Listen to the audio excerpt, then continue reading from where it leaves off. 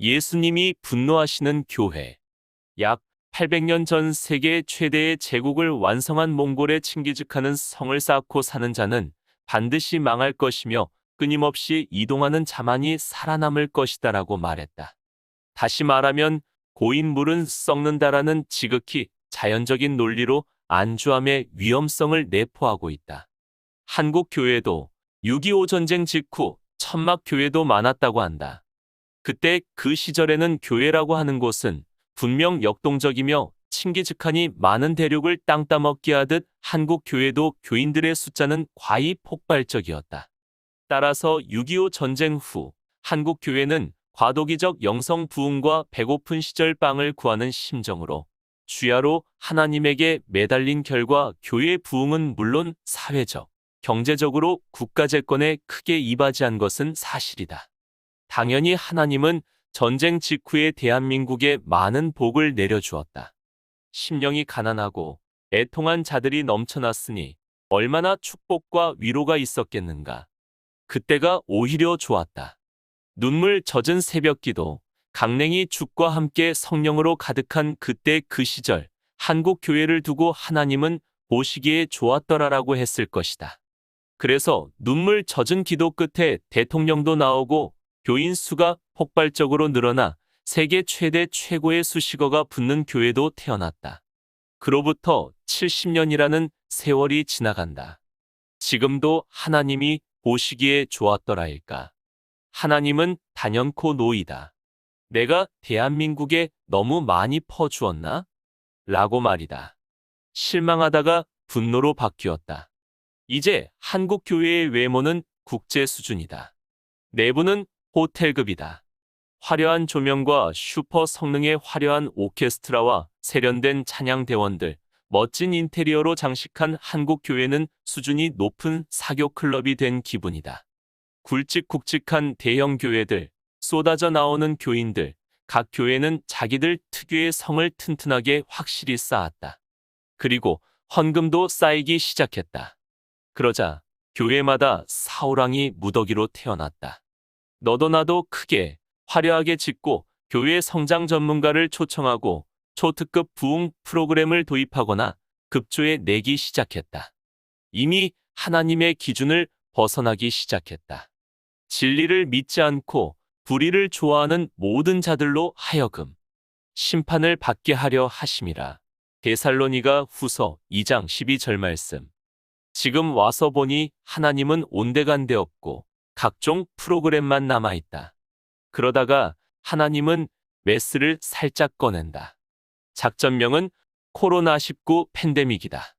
서서히 동요하다가 지금은 전쟁 중의 피난 시절처럼 교회는 텅 비었다. 이러다 코로나 전쟁이 끝난 뒤 다시 예전의 영광을 기다리자고 생각들을 하고 있다. 그다지 회개하는 모습이 보이질 않는다. 공공연한 비밀로 알고 있는 일로 지옥에 가면 목사들이 많다는 것은 결코 우스갯소리가 아니다. 그런 고로 각 교회에서는 목사 자신부터 자기를 부인하고 십자가를 지고 회심에 대해 모범을 보이며 교인들에게 적극적으로 가르쳐야 한다. 지금까지는 이랬다. 오직 우리끼리라며 주님의 특권을 가진 자로서 우리끼리 즐기는 곳이 되어버렸다. 교회는 열려 있어야 한다. 담벼락이 없는 집처럼 심령이 메마른 사람들, 애통한 마음을 가진 사람들, 온유한 사람들, 정말 의롭게 살고 싶은 사람들이 오도록 만들어야 한다. 혹 자살 직전에 있는 사람들, 심한 어려움을 당하여 당장 도움을 주어야 할 사람들, 그들을 보듬어 고통을 달래고 기도해주고 따뜻한 국밥이라도 먹여보내는 역할이 절실하다. 도대체 선한 사마리아인을 닮은 목회자들은 어디로 갔을까? 교회는 부자가 되면 안 된다. 다시 말하면 주 하나님의 일을 안 했다는 증거다. 이건 명백한 하늘나라 법의 직무유기에 해당한다. 돈이 쌓일 시간이 어디 있는가?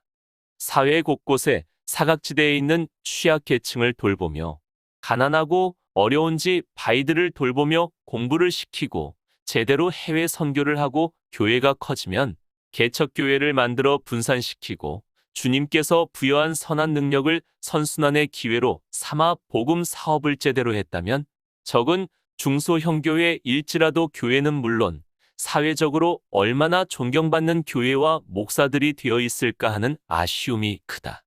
무엇보다도 알곡으로 가득한 성도들이 있어야 하는 교회들은 온데간데 없게 키지라면 대부분 날아갈 쭉정이 작물을 재배한 농부처럼 담을 곡식이 없다는데 심각한 오류가 발생했다.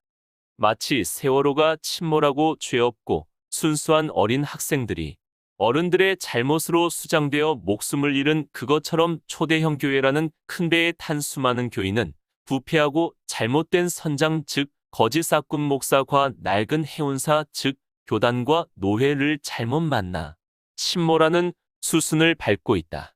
사꾼은 목자도 아니요 양도 제 양이 아니라 이리가 오는 것을 보면 양을 버리고 달아나나니 이리가 양을 물어가고 또 해치느니라.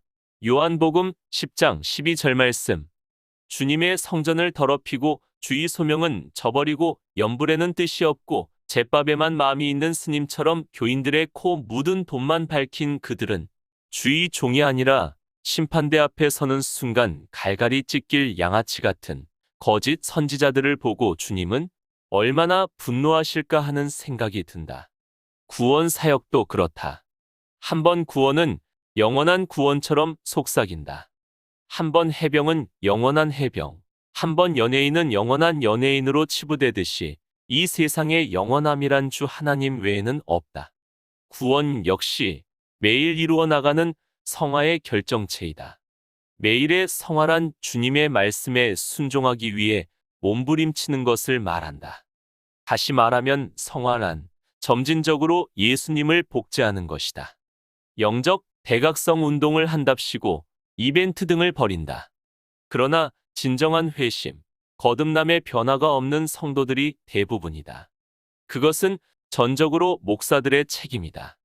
복주고 복주는 하나님을 빙자하여 사회 저변에서 힘들게 번 돈으로 헌금을 하고 그 돈으로 하나님 나라 확장을 위한 선순환 기능에 역할을 해야 하나님께서 기뻐하시는 모습이지 않을까 한다. 예전에 은퇴하신 어떤 목사님을 알게 되었는데 자신이 지금 와서 생각해보니 성도들이 내는 헌금에 대하여 너무 소홀히 했다는 얘기를 들었다. 이유는 자신이 은퇴 후 세상에서 경제활동을 해보니 돈을 번다는 것이 얼마나 힘든지 70세가 되어서야 이제 깨닫는다고 말하면서 회개하는 심정으로 자주 섞인 얘기를 들은 적이 있다. 이렇게 힘들게 번 돈으로 교인들은 헌금한다. 그 고통을 제대로 알기는 하는가? 교회에서 그 고통을 제대로 아는지 정말 궁금하다. 따라서 목회자들은 헌금을 얼마나 잘 사용해야 하는지에 대해 이제는 말할 필요가 없는 것이다. 이 개들은 탐욕이 심하여 족한 줄을 알지 못하는 자들이요. 그들은 몰지각한 목자들이라 다 제 길로 돌아가며 사람마다 자기 이익만 추구하며 이사야 56장 11절 말씀. 우리가 그렇게 따랐던 초대 형교회 목사들은 눈이 오는 날 절 뒤쪽 사랑방에 모여 기름 좔좔 흐르는 고기 구워놓고 양주 마시는 그들과 뭐가 다를까 하는 생각이 든다. 다행히도 하늘나라는 공짜가 없다. 그것이 그동안 속고 살아온 심령이 가난하고 애통함이 젖어나오는 성도들을 위로하는 근거가 되지 않을까 한다. 한국 교회에 대해 하나님이 분노하시는 이유. 첫 번째, 복음이 제대로 전해지지 않는다. 두 번째, 구원받지 못한 사실이 심각하지 않다. 세 번째, 대형 교회가 첫 번째와 두 번째를 유발시키는데 앞장선다. 네 번째, 상기 사항으로 인해 한국 교회가 전부 오염되었다. 그들은 여호와를 두려워하지 않고 오직 사랑만 주는 친구로 알고 있다. 이것이 불행이다. 코로나19 상황이 과연 종식될지 아니면 변종 코로나 확산으로 새로운 국면 속에서 평생 마스크 쓰고 온라인 예배가 정상적인 예배 형식으로 자리를 잡을지 아니면 본격적인 재앙의 시발점이 될지는 아무도 모른다. 하지만 이럴 때일수록 살아있는 성도들은 복음의 본질에 목숨을 걸고 큰 무리를 떠나 적은 무리로 복음이 살아있는 귀한 교회 또는 가정교회에서 짝을 맞춰 흩어져야 천국에 갈 수 있다.